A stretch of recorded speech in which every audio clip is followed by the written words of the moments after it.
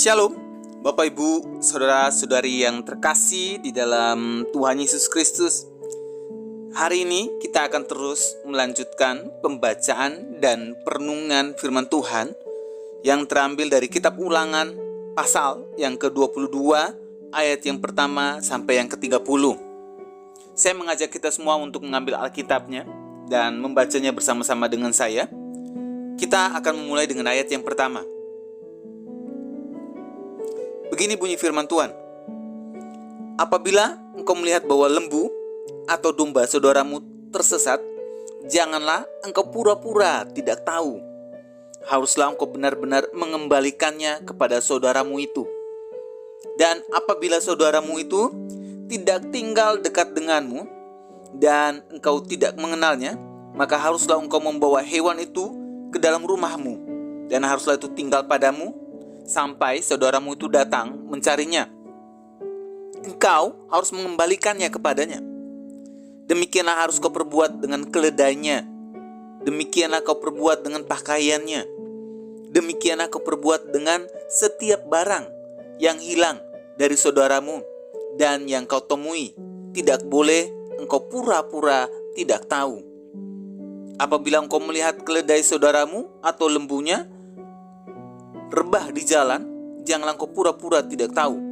Engkau harus benar-benar menolong, membangunkannya bersama-sama dengan saudaramu itu. Seorang perempuan janganlah memakai pakaian laki-laki, dan seorang laki-laki janganlah mengenakan pakaian perempuan, sebab setiap orang yang melakukan hal ini adalah kekejian bagi Tuhan Allahmu. Apabila engkau menemui di jalan sarang burung di salah satu pohon, atau di tanah dengan anak-anak burung atau telur-telur di dalamnya, dan induknya sedang duduk mendekap anak-anak atau telur-telur itu, maka janganlah engkau mengambil induk itu bersama-sama dengan anak-anaknya. Setidak-tidaknya induk itu haruslah kau lepaskan, tapi anak-anaknya boleh kau ambil. Maksudnya supaya baik keadaanmu dan lanjut umurmu. Apabila engkau mendirikan rumah yang baru, maka haruslah engkau memagari sotoh rumahmu, supaya jangan kau datangkan hutang darah kepada rumahmu itu apabila ada seorang jatuh dari atasnya. Janganlah kau taburi kebun anggurmu dengan dua jenis benih, supaya seluruh benih hasil yang kau taburkan dan hasil kebun anggurmu jangan menjadi milik tempat kudus. Janganlah engkau membajak dengan lembu dan keledai bersama-sama. Janganlah engkau memakai pakaian yang dua jenis bahannya, yakni bulu domba dan lenan bersama-sama. Haruslah engkau membuat tali yang terpilin pada keempat punca kain penutup tubuhmu. Apabila seorang mengambil istri dan setelah menghampiri perempuan itu menjadi benci kepadanya, menuduhkan kepadanya perbuatan yang kurang senonoh dan membusukkan namanya dengan berkata, perempuan ini kuambil menjadi istriku, tetapi ketika ia kuhampiri tidak ada kudapati padanya tanda-tanda keperawanan. Maka haruslah ayah dan ibu gadis itu memperlihatkan tanda-tanda keperawanan gadis itu kepada para tua-tua kota di pintu gerbang. Dan ayah si gadis haruslah berkata kepada para tua-tua itu, aku telah memberikan anakku kepada laki-laki ini menjadi istrinya. Lalu ia menjadi benci kepadanya. Dan ketahuilah, ia menuduhkan perbuatan yang kurang senonoh dengan berkata, tidak ada kudapati tanda-tanda keperawanan pada anakmu. Tapi inilah tanda-tanda keperawanan anakku itu. Lalu haruslah mereka membentangkan kain itu di depan para tua-tua kota. Maka haruslah para tua-tua kota itu mengambil laki-laki itu, menghajar dia, mendenda dia 100 sikal perak, dan memberikan perak itu kepada ayah si gadis. Karena laki-laki itu telah membusukkan nama seorang perawan Israel. Perempuan itu haruslah tetap menjadi istrinya selama hidupnya. Tidak boleh laki-laki itu menyuruh dia pergi.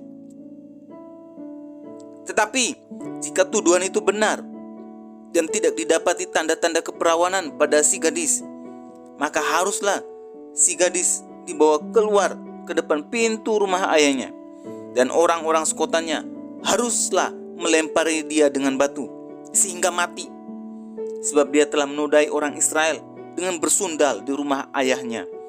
Demikianlah harus kau hapuskan yang jahat itu dari tengah-tengahmu.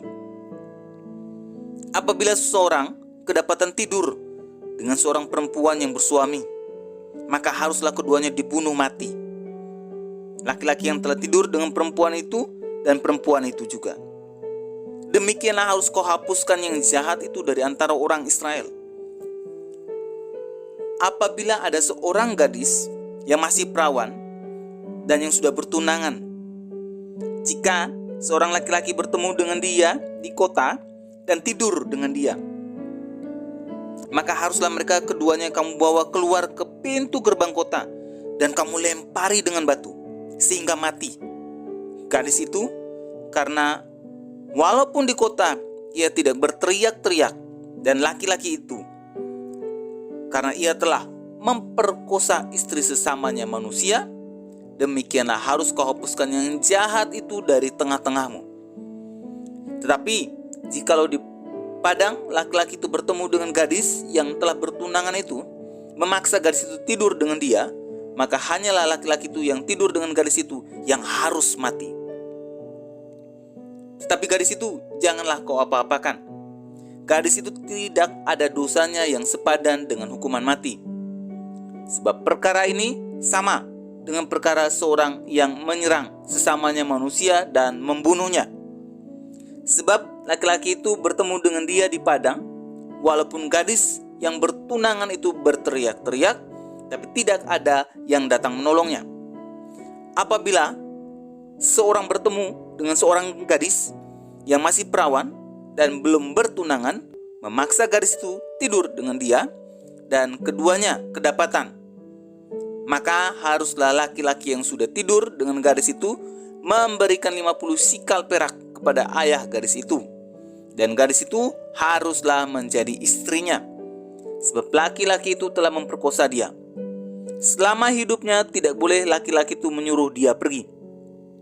Seorang laki-laki janganlah mengambil istri ayahnya, dan jangan menyingkapkan puncak kain ayahnya. Bapak, Ibu, saudara-saudari yang terkasih di dalam Tuhan Yesus Kristus, melalui pembacaan dan perenungan firman Tuhan hari ini, Musa yang sudah berusia 120 tahun di dalam kitab Ulangan ini menasehatkan generasi kedua dari bangsa Israel yang akan memasuki tanah perjanjian, bahwa keadaan mereka di tanah perjanjian tergantung kepada ketaatan mereka pada aturan-aturan Allah. Oleh sebab itu, bangsa Israel harus hidup menurut aturan Allah dalam tanah perjanjian.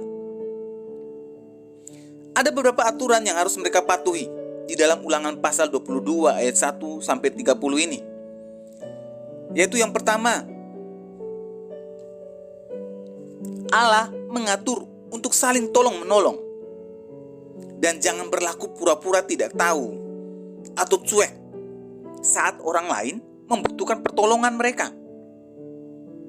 Karena kecenderungan manusia atau kecenderungan kita seringkali pura-pura tidak mau tahu dengan kesusahan orang lain.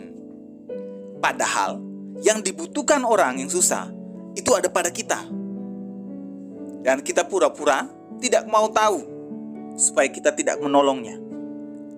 Ini juga dipandang oleh Allah adalah dosa. Yang kedua, Allah mengatur cara mereka berpakaian. Maksudnya, laki-laki tidak boleh memakai pakaian atau baju wanita, dan sebaliknya, wanita juga tidak boleh memakai pakaian atau baju laki-laki.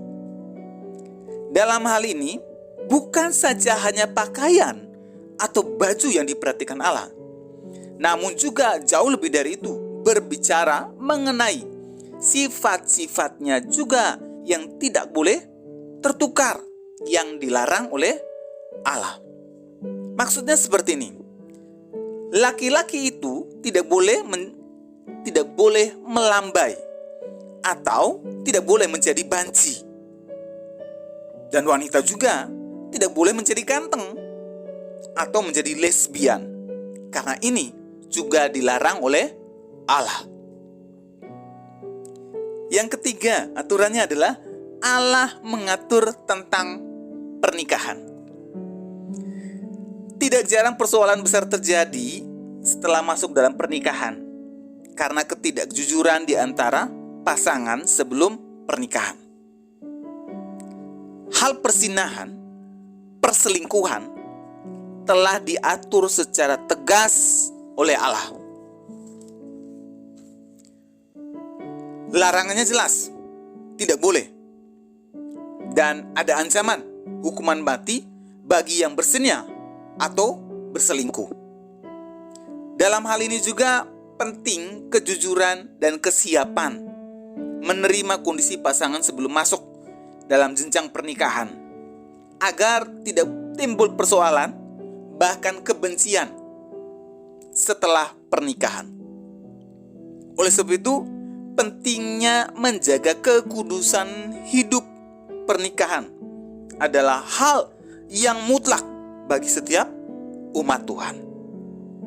Mari kita berdoa.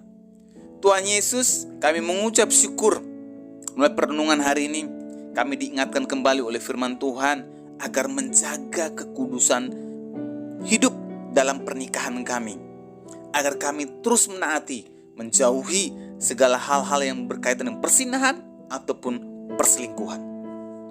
Kami juga belajar hari ini untuk menjadi seorang laki-laki yang sejati, laki-laki yang benar, wanita yang sejati dan wanita yang benar yang sesuai dengan firman Tuhan.